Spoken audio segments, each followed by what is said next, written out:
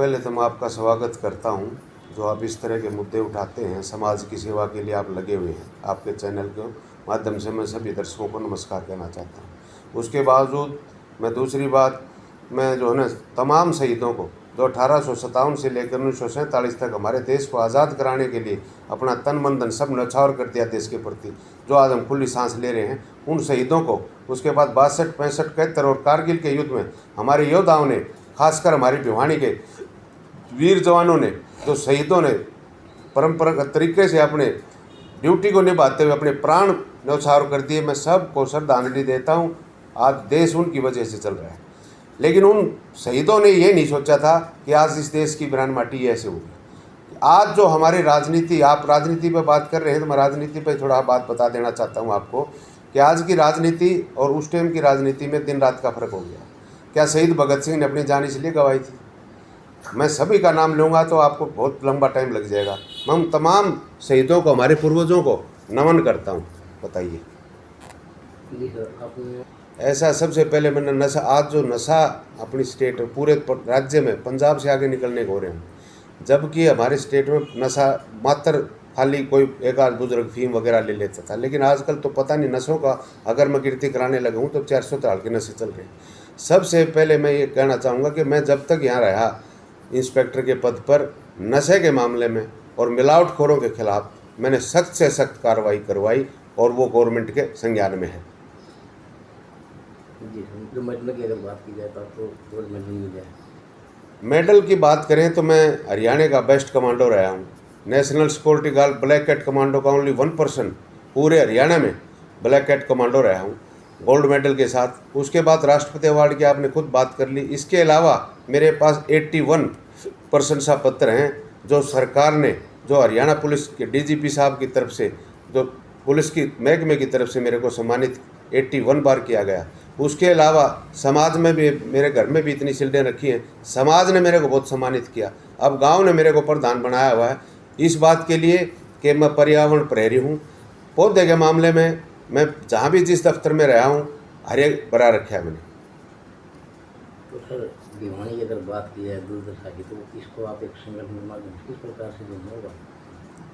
सबसे पहले मैं भिवानी वासियों को एक बात के द्वारा सचेत करना चाहता हूँ कि हमारा नगर परिषद का कोई भी प्रधान आज तक बनया है, तरीका वारदात उनकी ठीक नहीं है। सबसे पहले कूड़ादान पर बात करिए कि कूड़ा आपकी भिवानी में इतना है कि अगर सर्वे करना जाए आपका तो आप आखिरी 10 में मिलोगे। इसलिए मैं ये कहना चाहूँगा, आपके 31 वार्ड हैं, 31 वार्डों का ठेका, हर वार्ड का ठेका अलग आदमी को दिया जाए, ताकि एक तो इसमें रोजगार मिले और एक इसमें जो म्यूनसिपल कमेटी का मेंबर बनता है, एमसी जिसको बोलते हैं, वो उसके ऊपर देख रेख बारीकी से रख सकेगा।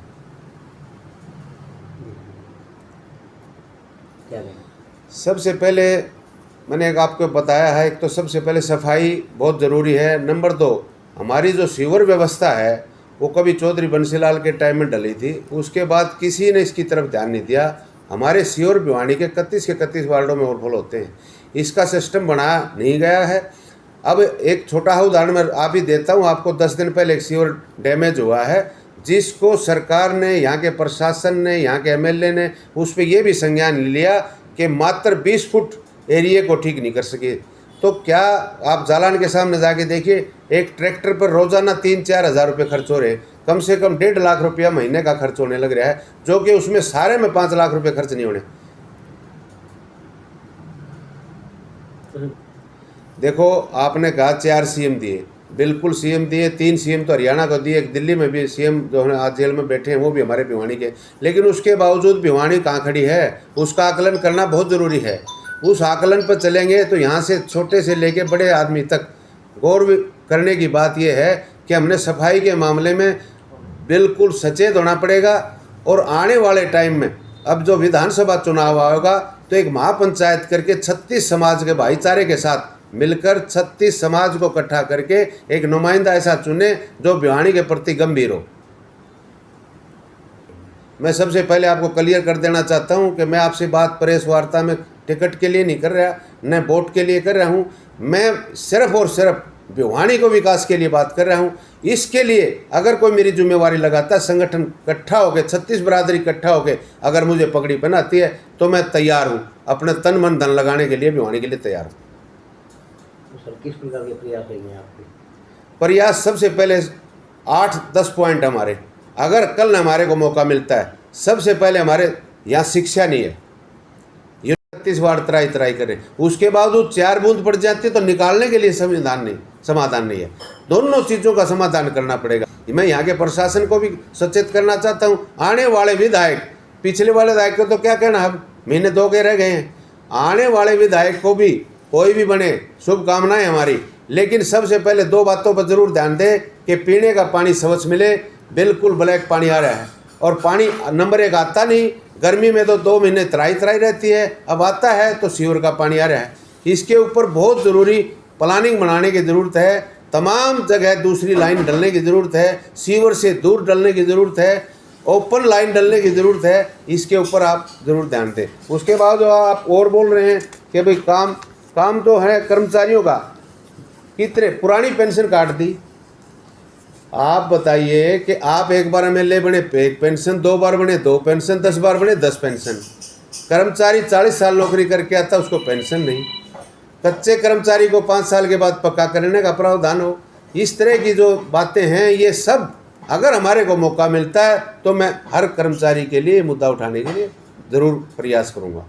उसके बावजूद वो फिर आगे MLA 1 दिन बन जाता है तो भी पेंशन, वो 40 साल करता है तो भी नहीं। महंगाई से लेकर आज 400 रुपये का सिलेंडर होता था, आज जो है सिलेंडर 900 रुपये का हो गया, वो भी 200 रुपये आपने सब्सिडी दी जब होया है। ये सारी मुद्दे जो है बहुत ज़रूरी हैं। इतना महंगाई नहीं है जितनी महंगाई जान के बना रखी। क्राइम पे आ जाइए, महिलाओं का बलात्कार और यौन शोषण और गैंगरेप, इसके ऊपर कड़ाई से सख्ती से, इसके ऊपर मैंने चाहे रिजाइन देना पड़े कल MLA बन के, मैं इसके ऊपर विधानसभा में और ऊपर भी लेटर लिखूंगा कि जो बहन बेटियों के साथ इतना कर्तव्य हो जाता है, इतना अत्याचार होता है, उसके बावजूद कानून में प्रावधान क्या है? बताइए क्या पाओ? सबूत मांगते हैं, वीडियो रील लाइए, इसके साथ मतलब ऐसी टिप्पणी करी जाती हैं, पूछो ना। कानून सख्त हो, मैं कहता हूँ कि दूसरे देशों की तरह जो बहुत सख्त कानून बनाती है, ताकि तो भाई कितना ही बड़ा बदमाश है, चाहे हमारे जो व्यापारी भाई हैं डरे हुए हैं आज के टाइम, अपना दिखा नहीं रखते, अपना दान नहीं दे सकते कहीं, उनको ये भय लगा हुआ है कि कदे तुम्हारा सेव हो जा, तुम्हारे गल कर फरोती आ जा। व्यापारी भाइयों को बिल्कुल डरने की ज़रूरत नहीं है। मेरा फ़ोन नंबर चाहिए तो फ़ोन नंबर लें। कितने बड़े बदमाश हैं, कौन बदमाश है, आप क्यों फरोती देते हो? कोई बात नहीं, एक भाई मरेगा दूसरा भाई तैयार है, मरने से एक डरने के लिए आपने ज़रूरत नहीं है। और ये कौन मार देगा आपको? आप पुलिस में जाइए, पुलिस आज हरियाणा की पुलिस नंबर 1 पे है दुनिया में। आप लोग डर के ने पैसे दे देते हैं नीचे।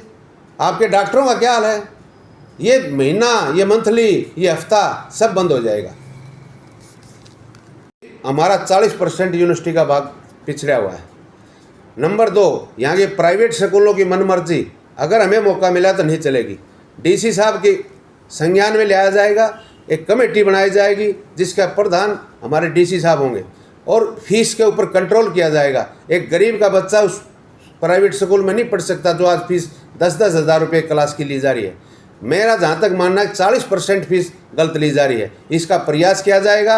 अगर हम प्रयास में सफल रहे तो इस्तीफा दे के आपके बीच में बैठ जाएंगे। रोजगार की अगर बात करें, रोजगार के बारे में अगर बात करें तो रोजगार, हर आदमी सरकारी रोजगार, ये बिल्कुल सही है कि नहीं मिल सकता है सबको, लेकिन रोजगार देने के लिए हमारे पास 2-2 मिल थे, 2-2 फैक्ट्रियां जिनको कहते हैं PTM और TIT, जो बंद कगार पे आ रही हैं। एक तो बंद हो चुकी है, दूसरी बंद कगार पे है। हम प्रयास करेंगे सरकार से। MLA सरकार चलाते हैं और MLA CM की गोदी में बैठने के लिए नहीं होते। MLA का काम है, दायित्व है, जिस जनता ने आपको चुन के भेजा है उस जनता की सेवा करना, उस इलाके में रोजगार के प्रयास करना। रोजगार के प्रयास कैसे होंगे? कोई बड़ा उद्योग आएगा। चौधरी बंसीलाल के टाइम में रेल के कारखाने में आना था, लेकिन उस टाइम सरकार ऊपर से गिर गई, रक्षा मंत्री दूसरे आ गए जो कपूरथला में जाके लग गया। ये प्रयास कौन करेगा? ये हमारे प्रतिनिधि करेंगे।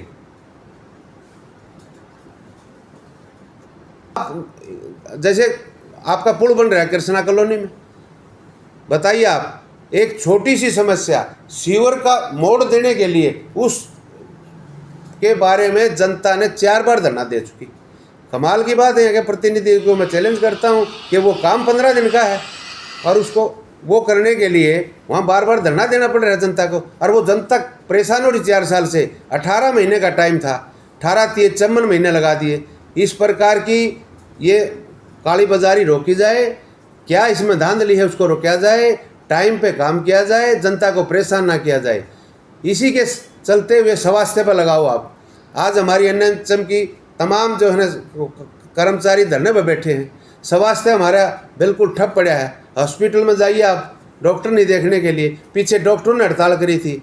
इस सिस्टम को सुधारने के लिए हर प्रतिनिधि अपना वहाँ व्यूज़ दे, अपना सुझाव दे, लेकिन क्या करते हैं एमएलए कहते हैं यार मंत्री नहीं बनेंगे, हम बोल लेंगे विधानसभा मंत्री नहीं बनेंगे। मंत्री बन जाता है, वो सोचता है कहते बोल रहे तेरा मंत्री पद चला जा। इस तरह की लालसा जब तक रहेगी, प्रतिनिधि जो चुना जाता है, तब तक ये काम नहीं चलने वाला। इसलिए मैं आपके चैनल के माध्यम से कहना चाहता हूँ, कोई भी भाई बने, कोई ज़रूरी नहीं आज़ाद सिंह का बनना, कोई भी भाई बने वो किसी की गोदी में ना बैठे, जनता के लिए काम करे और जनता आपको सिर आंखों पे बिठाएगी।